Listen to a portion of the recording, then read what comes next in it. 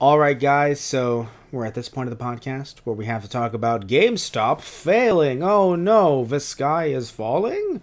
Well, I'll say this much. I don't know if the sky is falling the way a lot of other YouTubers are talking about it, but it still doesn't look good. I'll say that much for GameStop. So basically what we're talking about is we're talking about some recent issues with GameStop and not because the thing is some people are talking about their stock prices. I don't want to go into their stock prices necessarily. However, there were some estimates for their fourth quarter earnings. So their quarter four earnings in 2018. And when they had discussed those, they thought, well, these aren't going to do as well. We're not going to do as well in 2018 rather, quarter four. It's fine. Don't worry about it. And then all of a sudden, it was even worse. And in being that bad, not just, by the way, in 2018, but also after a recent earnings issue, recent, things being shared, it's just not looking good for GameStop in general. Now, does that mean that they're going to go the way of the dodo immediately? That, based on these new articles, based on these YouTubers talking about this, GameStop is going to shut down completely? No, they do have some time to restructure, of course. They are still a billion-dollar corporation. However, there was a reason why all those GameStop stores were closing a year or so back, and I'm sure that there's some more closing around you. It's because this is something that I think is natural, that I think some people aren't discussing. So why is this natural? Not just due to Amazon. That's something everyone's discussing, of course. Amazon, other digital ways to buy games, digital storefronts like the eShop by Nintendo, PlayStation 4's service, and of course, I'm sure there's a digital service for Xbox as well.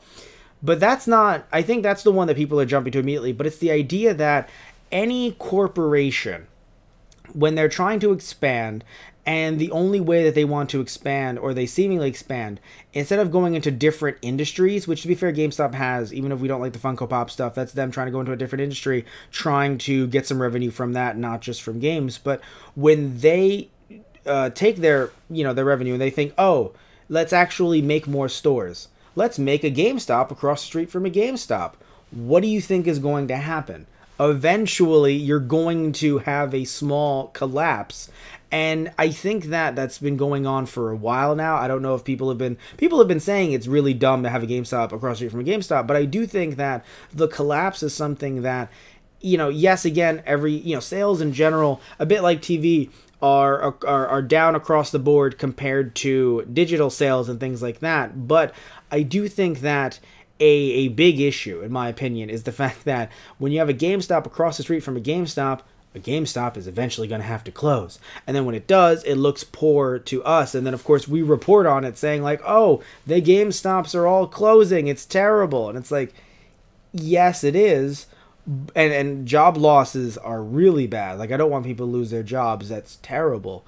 But it was going to eventually happen. One of the GameStops was going to have to close. You weren't going to be able to sustain both of them in that area, even if sales were still as hot as they were 5 years or 6 years ago. So anyway, talking about some of this recent stuff, though, just breaking it down as the article did. So I mentioned earlier another poor quarter in 2018 in quarter four. Then GameStop was actually showing off that, discussing the fact that apparently there was a success in gaming accessories and add-ons. So that's interesting. So any type of add-ons to games, any type of accessories, they were doing very well in that department. But when it came to hardware, software, and pre-owned sales, well, the problem with pre-owned sales, as always, is, and I assume GameStop has not fixed this. If they have, and you shop at GameStop, please tell me down below. GameStop is always they have always prioritized the one sale versus the mass amount of sales, and that is just bad business. Now, let me explain.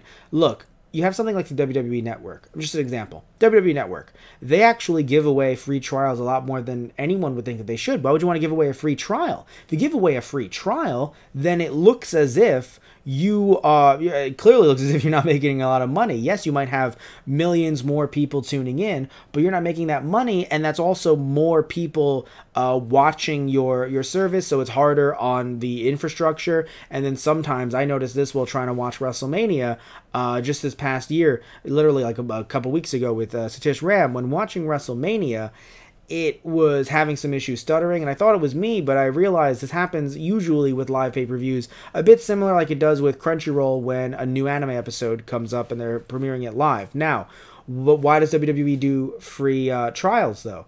They do it because they do it usually around the times where they have to discuss with their stockholders how the numbers are looking for the network. So even though they didn't get that money in, oh, it looks amazing. Maybe, 2 million people are subscribed to the network, 3 million people.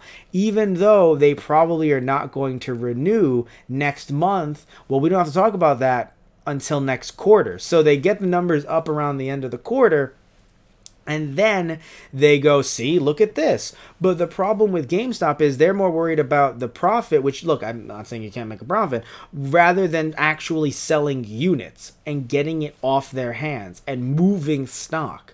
Because you need to, especially when you have a finite amount of locations. Yes, they have all of these, I'm sure they have all these, I would say factories, but all of these, these warehouses across the U.S. Still, you need to be able to move that stock and then be able to tell your stockholders and just in general to make it look good. Like, well, we sold X amount of units this year. How great is that? Even if the money isn't there, the amount of things moved makes it look better to GameStop. And then also people are now in your store. Maybe people go, you know what? Yeah, I'll buy a Funko Pop for my kid or for my, boyfriend or girlfriend.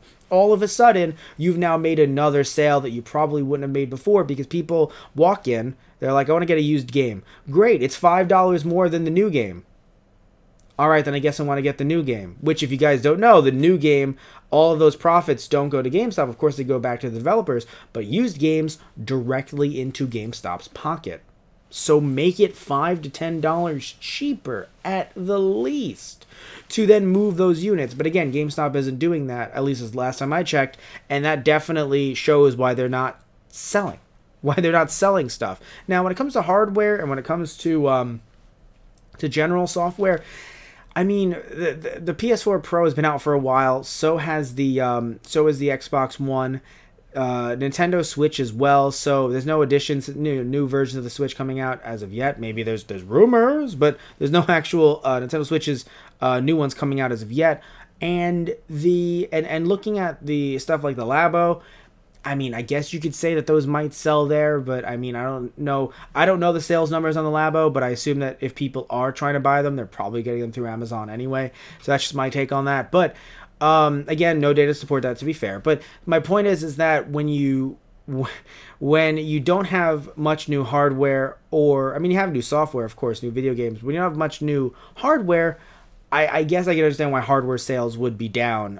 Just makes sense. There were a lot of system sellers, but that have come out over the last year or so. But you could argue that you could argue that people again are probably buying them on either Amazon, like I did, or maybe that what they did was, which could have happened. People could have said, which is what I did for the Switch. Around Black Friday, I actually bought a Switch from GameStop, which had a $50 gift card, which I then used to buy a brand new game. I was trying to buy Super Smash Bros. Ultimate, but I ended up actually buying Odyssey instead for $10, which was great.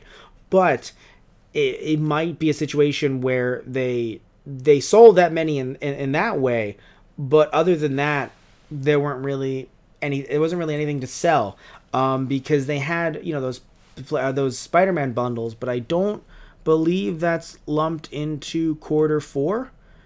Let's see here. I want to make sure it's not lumped into quarter 4 because I don't believe that it was. Let's see here. Want to make sure I'm not 100% wrong in that because but again, there might have been other ways to purchase it, and that might have been part of the problem. So I'm just curious, but I want to make sure. Let's see. Yeah, October. I believe, yeah, Spider-Man was released in September. So that's a quarter three. I mean, the bundles were from quarter four. We're in quarter four, which is October 1st, 2018 to December 31st, 2018. But I don't know. Like, there's a good chance that even though it should have made them some money, maybe that money went to other retailers, during the holiday season. That might have been the problem, which again is of course very frustrating for GameStop. So I don't know. I don't think it's all, as we're breaking this down, I don't think it's all gloom and doom, but I definitely think that GameStop really needs to change what they're doing, and it's not it's not them trying to move into esports. Apparently, I don't think it's esports. I think what they need to do is they need to take the same stuff that they've been selling and just reduce the price every now and again. Promote that they've reduced the price every now and again. Maybe do more bundles and things like that with retro video games as well.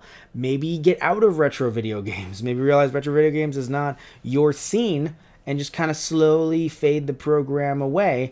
Because I don't think I don't know. I mean, maybe it's just me, but I don't know if they're selling that well when it comes to selling that many retro video games. If they are, all right. I mean, I did an episode called Did I Get What I Ordered, which I'm going to do some more in the future, where I'm buying some stuff from GameStop and other retailers to see if I actually got what I ordered. And that was a very interesting experience, because, of course, if you guys don't know, retro video games they don't promote they don't actually show off whether or not they're getting it with you're getting it rather with a box or a manual, which means that if I'm spending $30 on a game, I don't know if I'm just getting a disc or something like that. So I mean, that also might make people a little bit wary. So maybe hire someone to take pictures so when you're buying it, you're buying this one. I mean, that might seem like a lot of work, but I think that would definitely make people feel a lot more safe and secure when buying these games from GameStop. So I think they should need to just take what they're doing and just tweak little things here and there. And I do think that they at the least will be able to kind of weather the storm. Now, I know that one day GameStop will have to close, obviously, due to either digital sales or, of course, to, online retailers. I get it, but I don't think they're going to die, by like 2020 or anything like that. But they definitely, I think that they're trying to follow these trends, and it's like, no, you can do what you've been doing, and in terms of what you've been selling, and I think they can do well with it. They just have to actually sit there, and they have to actually do a better job at not only marketing it, but just pushing those units, man, because store space is essential. So, and you don't want to throw out your games because that's just more ill will towards the gaming community. You want to try to sell those and get those out the door, even if they're new as in newly used.